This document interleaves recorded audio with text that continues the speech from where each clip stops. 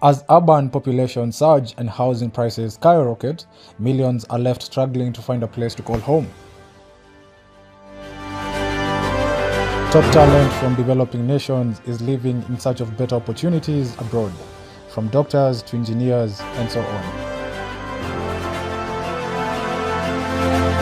From war zones to fragile ceasefires, crucial role played by the United Nations in global peacekeeping.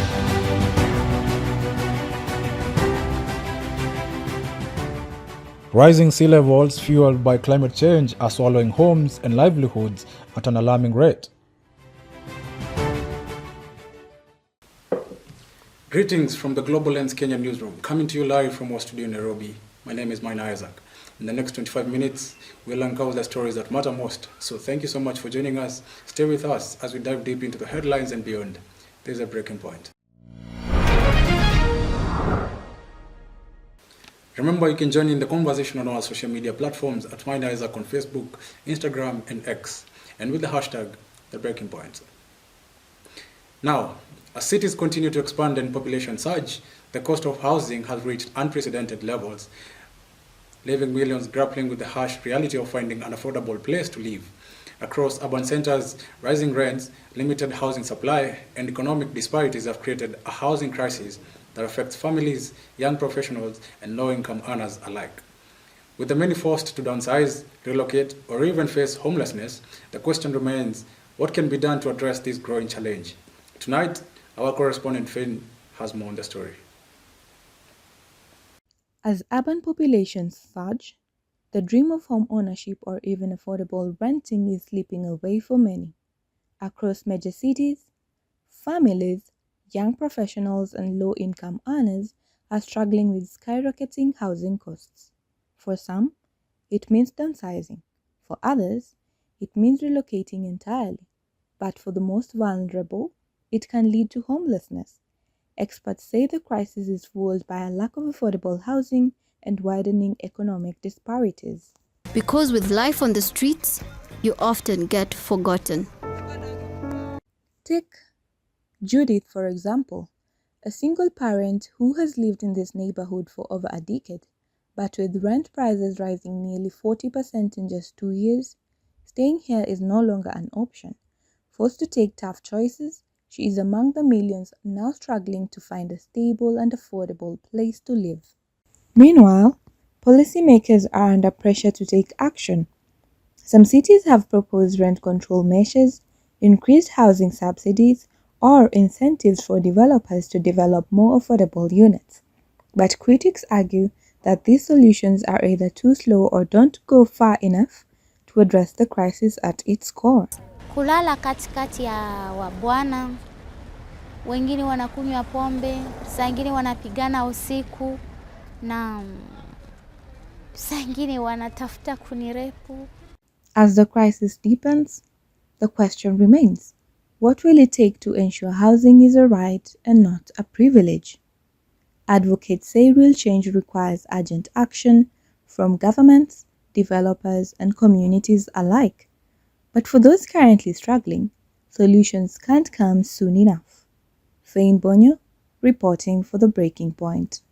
And now our correspondent Fain joins us live. Fain, your story highlights how the cost of housing has reached unprecedented levels, leaving millions grappling with the harsh reality of finding an affordable house to live. What are the main findings from your reporting? Thanks, Mina. The most striking finding is that rental prices have surged by over 30% in major urban areas within just 2 years. Many middle-income families are now spending more than half their earnings on housing, leaving little for essentials like food, healthcare, or education. Have there been any government or private sector initiatives introduced since your report to help alleviate this crisis? Yes, several efforts have been initiated. On the government side, some cities have introduced rent control measures and subsidies for low-income tenants. Meanwhile, in the private sector, a few tech companies and non-profits have partnered to fund affordable housing projects. How affected individuals and families coping, and how have you seen any changes in the circumstances since covering the story? Many are turning to alternative living arrangements like co-housing, long-term Airbnb rentals, or even moving into their cars or RVs. Since my story aired, some families have received temporary relief through emergency housing programs, but these are often short-term fixes. Reporting for The Breaking Point, I am Fain Bonyo. All right, thank you so much, Fain. As we continue to discuss the short-term as well as the long-term challenges of the rise in the cost of housing in Kenya to the displaced millions, joining me in studio is Mr. Barack Muluka, who is a political commentator experienced with global organizations. Welcome, Mr. Muluka. Thank you, Isaac. What practical solutions could be implemented immediately to provide relief for struggling families? You see, those people you talk about are usually in urban centers, and the responsibility of growing housing in urban centers should usually rest on municipal authorities. In Nairobi, for example, and elsewhere in the country, Nairobi, Mombasa, Kisumu, Nakuru, in the years before and soon after independence, we had very practical approaches that urban housing was the responsibility of the municipal council, and it is done everywhere else in the world as a very practical solution, that there are houses that are developed on grounds and facilities that belong to the municipality, because the problem begins with the cost of land, of the plots on which those facilities are built. A plot in Nairobi costs a lot more than what it will cost you to build a house in the same space. And essentially, they are properties that are owned by the council.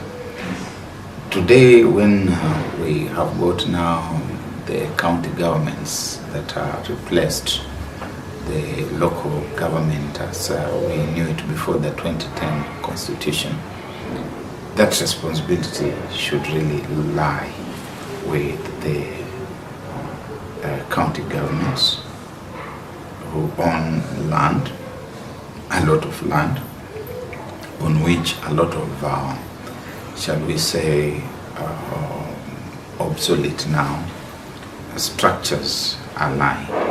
There is need to have conversations with the people who occupy those facilities. Thank you so much, Mr. Muluka, for your time. Okay. You're watching The Breaking Point on Global Lens Kenya. My name is Mine Isaac. Remember, you can join in the conversation on our social media platforms at Mine Isaac on Facebook, Instagram, and X, and with the hashtag The Breaking Point. Now, a growing number of top talents from developing nations are seeking better opportunities abroad. Professionals in the fields such as technology, healthcare, and engineering are leaving their home countries drawn by higher wages, improved working conditions, and career advancement. This exodus, often referred to as the brain drain, raises concerns about its long-term effects on the economies and growth of these nations. While some argue that migration fosters global collaboration and skills development, others warn that it may widen the development gap. Our very own Abubakar has more on this. A growing number of highly skilled professionals from developing nations are leaving their home countries in pursuit of better opportunities abroad. From technology and engineering to healthcare, industries are witnessing an exodus of talent, driven by the promise of higher wages, better working conditions, and career advancements. Experts warn that this trend, commonly referred to as brain drain, could have serious consequences for the economies of these nations. But is it all negative? Some believe that migration leads to global knowledge sharing and skills development. We have been speaking to those directly impacted by this phenomenon. African countries seem to be particularly indifferent to the fact that there is a brain drain, and that there is conversely brain gain in the global north. In many developing nations, the loss of top talent puts a strain on essential services. Hospitals struggle with fewer doctors, and industries lack the expertise needed for innovation. However, some argue that migration is not entirely a loss. Remittances from skilled workers abroad contribute billions of dollars to home economies each year. Additionally, many migrants return with enhanced skills, helping to bridge the knowledge gap. Today, Europe, America, New Zealand, Canada, and other countries of the global north, Australia, and so on, they need intellectual labor. The debate over brain drain continues, with governments seeking ways to retain their best minds. Some nations are investing in better salaries and improved infrastructure to keep professionals from leaving. Others encourage diasporas to contribute from abroad. The key question dilemma remains how well developing nations can balance talent mobility while ensuring their economies remain competitive. Abubakar Omondi, reporting for The Breaking Point. As we continue with the discussion on brain drain of professionals abroad from developing nations, we turn our focus to the deeper issues around this predicament. Joining me in studio is Richard Kagoya, who is the BBC Africa Regional Editor. Welcome. Thank you. Now, what are the primary factors driving skilled professionals to leave developing nations? I think they're looking for better opportunities for professional growth. They're looking for better remuneration, and they're looking for economic stability. The reason why we're seeing a lot of them leaving, especially Africa or the global south, it's because there's scarcity in terms of opportunities and basically prospects for growth within their careers. They look at possibly say maybe medical professionals. There are better opportunities in North America, in Europe, so the pay is better, the working conditions are better. So generally, the compensation is great, and so that's why we're seeing lots of them leaving in droves from Africa, seeking better opportunities elsewhere. I think there's just that sense of patriotism that a lot of people feel doesn't compensate for their bread and butter issues, and so that's why they're saying, whilst it's great that my home country gave me the opportunity to learn, to be trained, if I'm thinking about growth, then I'll have to look elsewhere. That's the reason why most countries, the economies have been stagnating over the years, and they haven't really been performing better. And so that means then opportunities have been diminishing significantly over the years. And so that's why we're seeing this trend of people migrating from Africa to Europe, to North America, and even to the Gulf region. How does this talent migration impact both the home countries and the host nations? I mean, the impacts are significant because you're denying these countries the opportunity to benefit from the expertise of these professionals, their insights, their knowledge, and they have a better understanding of the local nuances, the culture, and so this would really help them to tailor-make solutions that would work very well for the local populations. So if you look even at the medical sector, so we've lost lots of specialists who are migrating. So what happens is that there's a skills gap that is left in terms of mentoring and developing the next set of professionals. And I think also then a lot of people are now being forced, especially for those who are looking for specialized treatment, to go to North America, to go to South Africa, to go to Europe, and mostly, as you see, majority of them heading to India. So I think the medical industry presents us with a fantastic case study just to look at how the brain drain, the trends over the years and how that's impacted countries, especially within Africa. Are there policies or strategies that can be implemented to retain top talent in developing nations? Well, I've seen interventions like in countries like Nigeria where they say that you must get approval for a nurse before you get to go and practice in a different country. Now, that's not quite a solution, as it were. It's important for countries to look at how to better remunerate some of these professionals, give them opportunities for growth, prospects for them to develop themselves.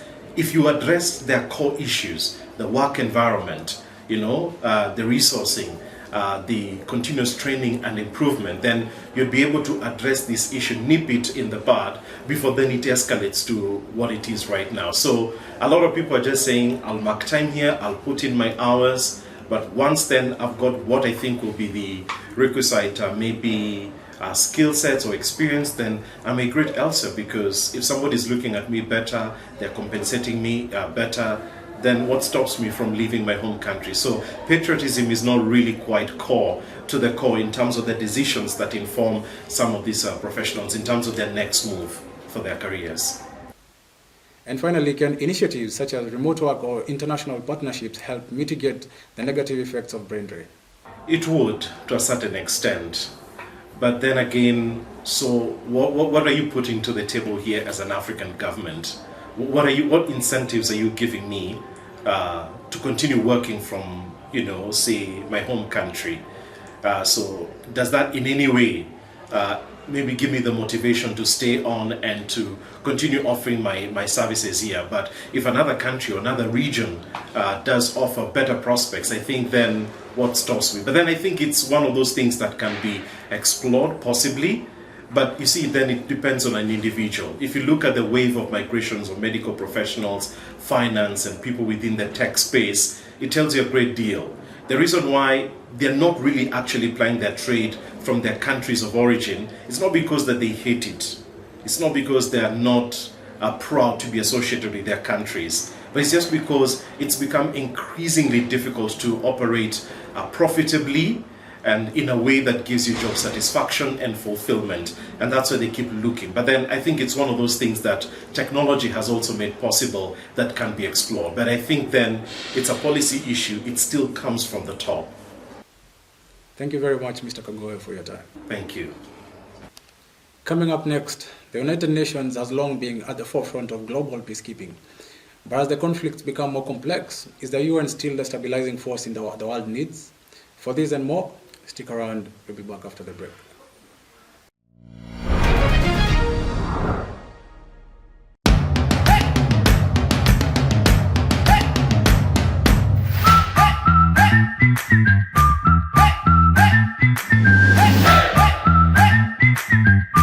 Welcome back. This is a breaking point on Global Lens Kenya. You're with me, Minor Isaac. From war zones to fragile ceasefires, the United Nations has long been at the forefront of global peacekeeping efforts. Through its blue-helmeted forces, diplomatic negotiations, and humanitarian missions, the UN has sought to restore stability in conflict-ridden regions. However, as conflicts become more complex and geopolitical tensions rise, the organization faces increasing backlash over its effectiveness. Jesse Gitonga has more details.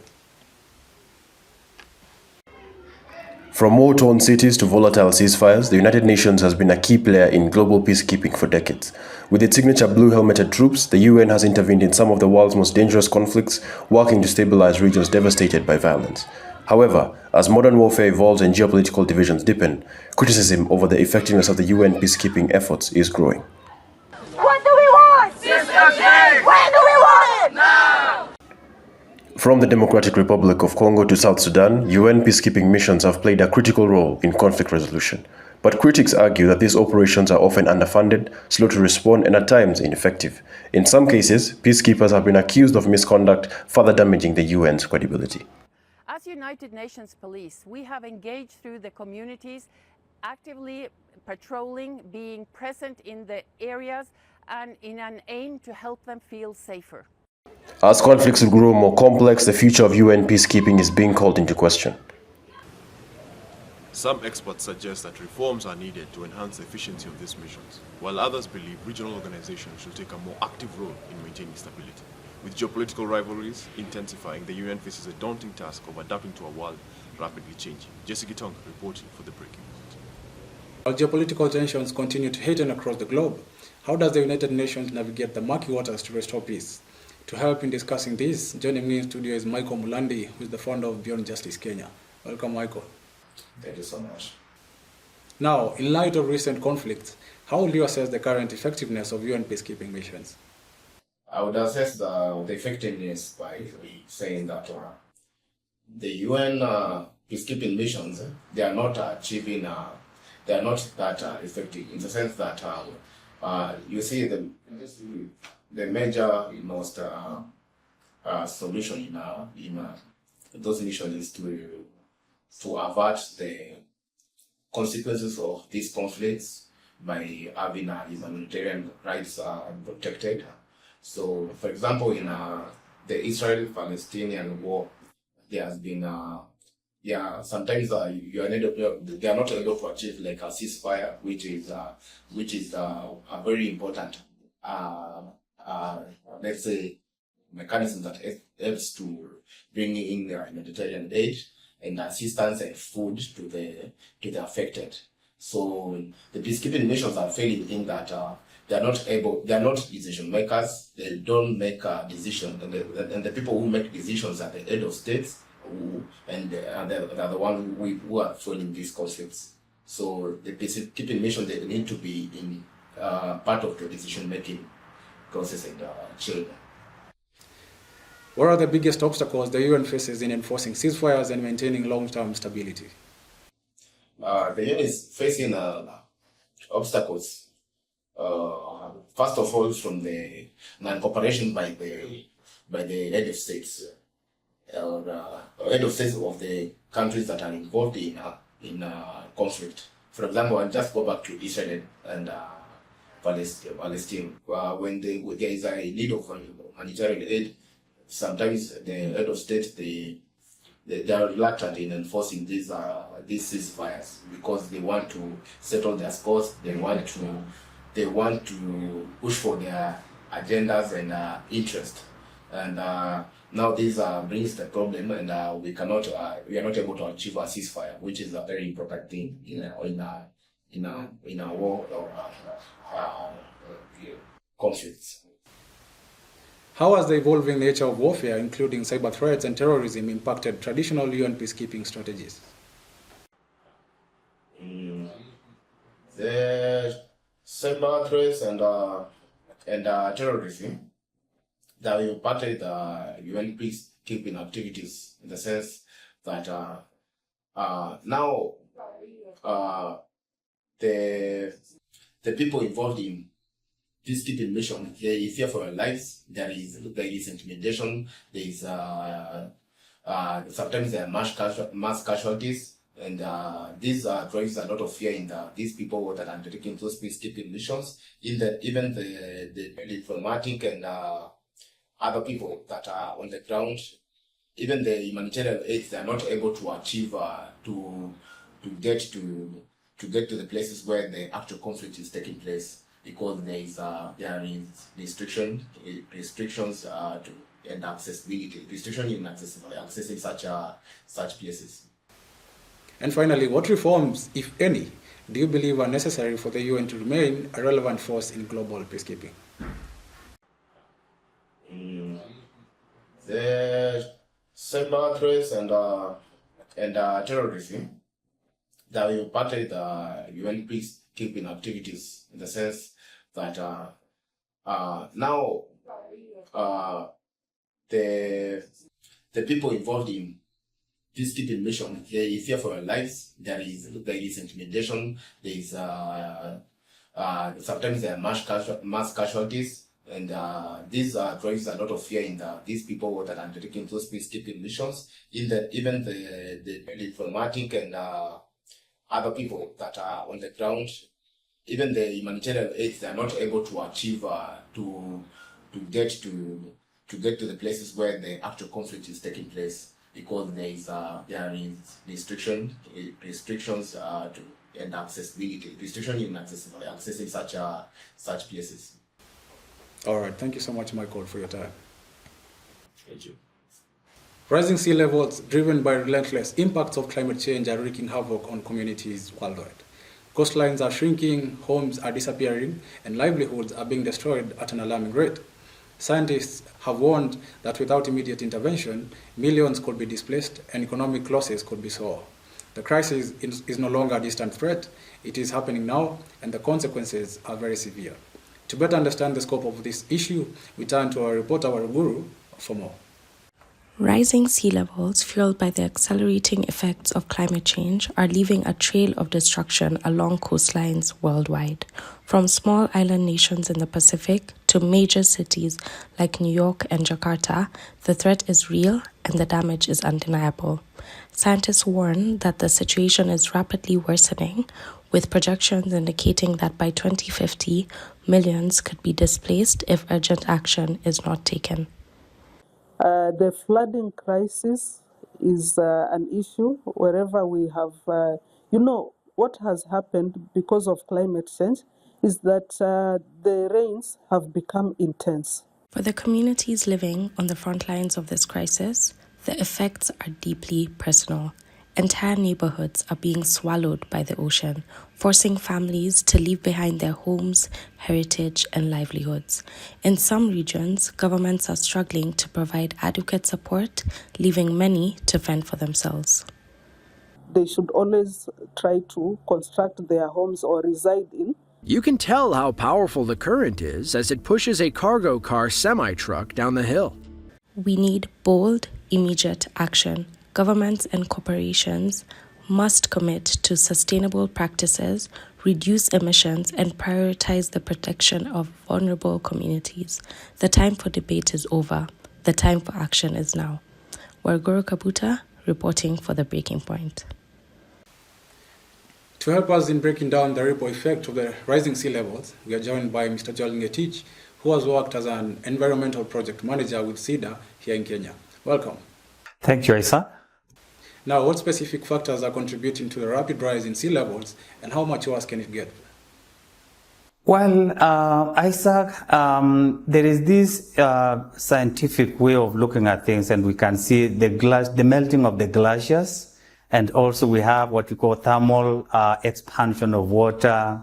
The ice sheet also are melting, and that is why it's causing the rise of the sea levels. How are the governments and policymakers responding to this crisis, and are current efforts enough to mitigate the damage? True, Isaac. We know so well that government of Kenya is very good at policy making. The policymakers have done their bit, and therefore you can see the policies are there, like the NCCAP, we call that one National Climate Change Action Plan of 2018 to 2022. And again, part 3, the other day, they enacted 2023, 2027. The policies are in place, but the implementation also is another thing. What are the long-term economic and social consequences of rising sea levels for affected communities? Well, Isaac, so much. One, let me just pull only 2 or 3, but you talk about the destruction of biodiversity, and again, destruction of property and all that. So the climate change, the erratic weather condition has affected so much in terms of some animals and insects have actually extinct because of such. And therefore, mitigating them early in advance or it in early advance will assist a lot in terms of preserving the biodiversity. And finally, what practical steps can individuals and businesses take to protect themselves from the impact of coastal flooding? True, Isaac. If everybody would come on board and start from an individual basis, say that I just want to plant this number of trees, then it would work. The other day, the President of Kenya, Dr. William Samoei Ruto, said that let's target to plant 15 billion trees by 2032. And that one, if everybody would take initiative of planting on their own chambers and all that, then we will reduce these green gases, and therefore our climate would be good, and therefore we take care of the litter and everything that is actually disrupting our environment, then things will be okay, and we'll have a good, clean environment. Thank you so much, Mr. Joel, for your time and for your insights. Most welcome.